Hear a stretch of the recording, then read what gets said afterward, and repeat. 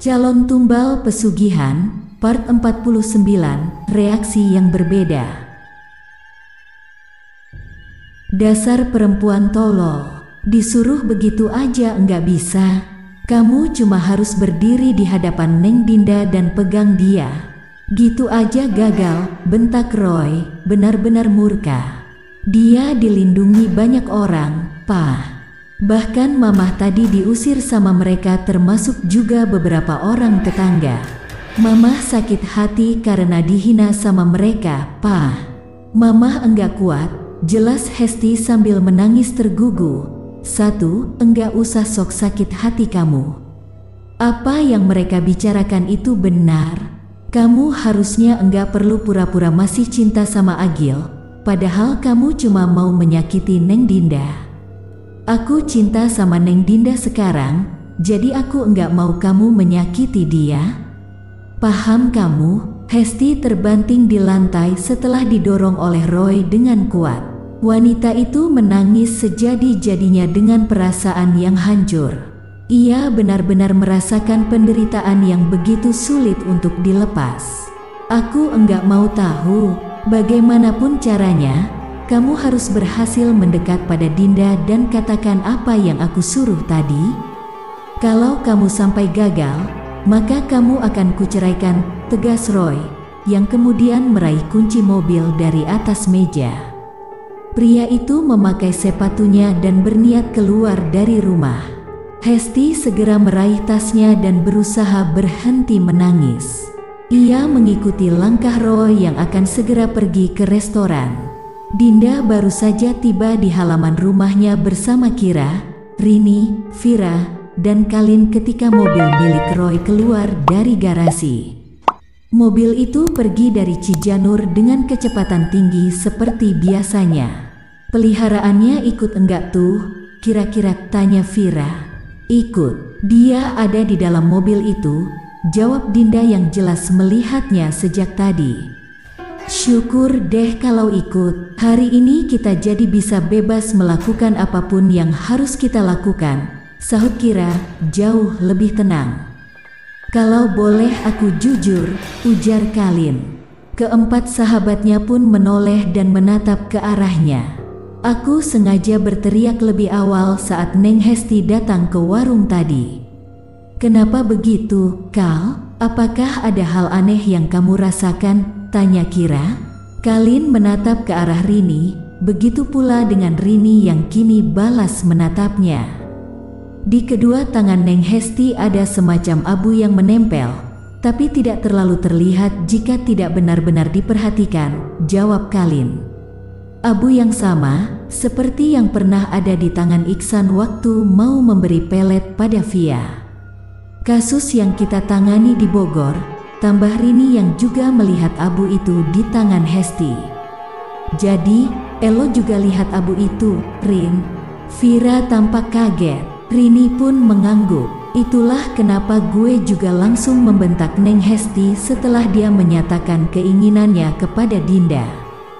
Gue yakin banget, dia secara langsung diutus sama Roy untuk memberikan pelet pada Dinda. Hanya mungkin dia enggak tahu bahwa abu yang disimpan di tangannya itu adalah pelet, sehingga dia tidak berusaha keras untuk mencapai keinginannya berdiri di hadapan Dinda, jelas Rini. Sialan si Roy, berengsek, beraninya main belakang terus. Ya udah, sekarang juga kita harus balas itu si Roy. Kita putusin sumber penumbalannya yang lain biar dia tahu rasa, ajak Kira, yang sudah merasa emosi dengan kelakuan Roy. Tepat pukul 9 pagi, 1 jam setelah Roy dan Hesti pergi dari Cijanur, kelima wanita itu keluar dari gerbang dengan mobil milik Dinda. Yusuf menghentikan mobil mereka di ujung jalan dan Dinda membiarkannya ikut agar Agil merasa tenang selama dirinya pergi hari itu. Agil sudah tahu kemana tujuan Dinda dan yang lainnya. Jadi Agil hanya berharap kalau Yusuf boleh ikut selama dirinya tidak bisa ikut. Ingat dek, jangan jauh-jauh dari aku ya. Kau itu sebenarnya masih kuragukan, jadi jangan coba-coba terlalu dekat dengan sumber kalau kita sudah berada di sana, pesan Kalin, tak main-main. Iya, Teh Kalin. Insya Allah aku enggak akan dekat-dekat ke sumbernya.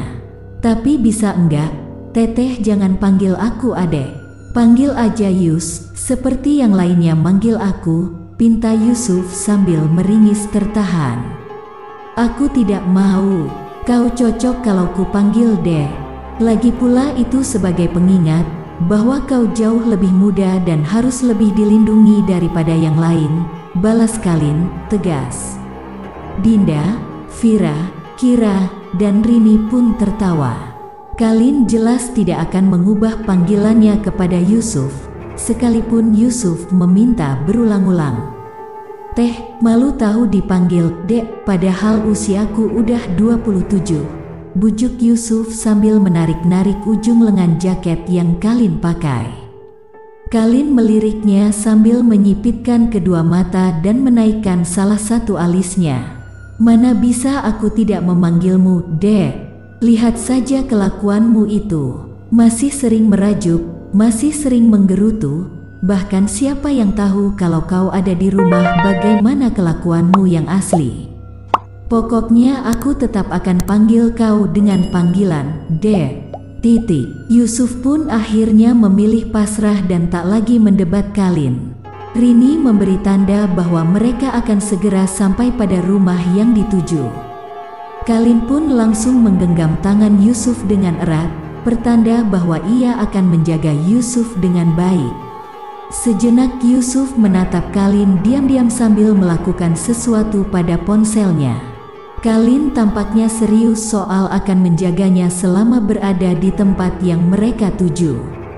Mereka semua turun dari mobil ketika Dinda sudah memarkirkan mobilnya di pinggir jalan. Mereka berenam menyeberangi jalan raya dan mencoba masuk ke dalam pagar rumah itu yang sama sekali tidak terkunci. Mereka berjalan beriringan menuju ke arah pintu utama rumah itu. Dinda mengetuk pintunya didampingi oleh Rini. Assalamualaikum, ujar Dinda dengan keras. Belum ada jawaban dan Dinda kembali mengetuk pintu rumah itu. Assalamualaikum, Vira ikut bersuara jauh lebih keras. Terdengar suara di dalam rumah itu tak lama kemudian.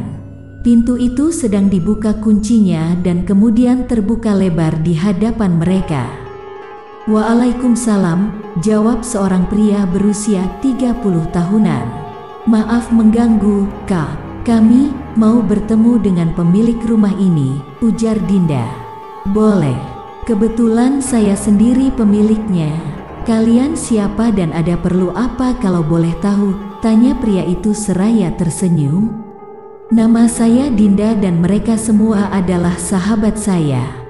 Tujuan kami datang ke sini adalah untuk memutuskan sesuatu yang jahat yang telah ditanam oleh seseorang pada salah satu bagian rumah ini, jawab Dinda dengan jujur dan apa adanya. Pria itu sejenak terdiam dan berusaha mencerna jawaban yang Dinda berikan. Mari, silahkan masuk. Saya ingin memperlihatkan sesuatu pada kamu dan sahabat-sahabat kamu, ajaknya. Mereka pun mengikuti pria itu masuk ke dalam rumah tersebut. Rini sudah bisa merasakan kalau hawa negatif di dalam rumah itu sangatlah besar. Seluruh tubuhnya terasa dingin dan benar-benar sulit untuk tidak terlihat menggigil. Dingin? Ya, tanya pria pemilik rumah itu ketika melihat Rini menggigil. Rini pun mengangguk meski tak mengatakan apapun. Biasanya reaksi yang didapatkan akan berbeda-beda. Kalau panas, biasanya karena penghuni kamar itu merasa tidak nyaman dengan orang yang datang.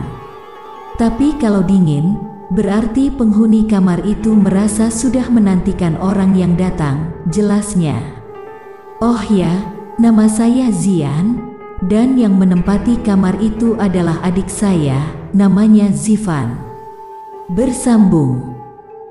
Makin menarik dan penasaran dengan cerita selanjutnya kan? Terus pantengin channel Asal Gawe. Jangan lupa like, komen, subscribe, dan bagikan, serta tonton video lainnya. Salam sehat dan sukses untuk semua.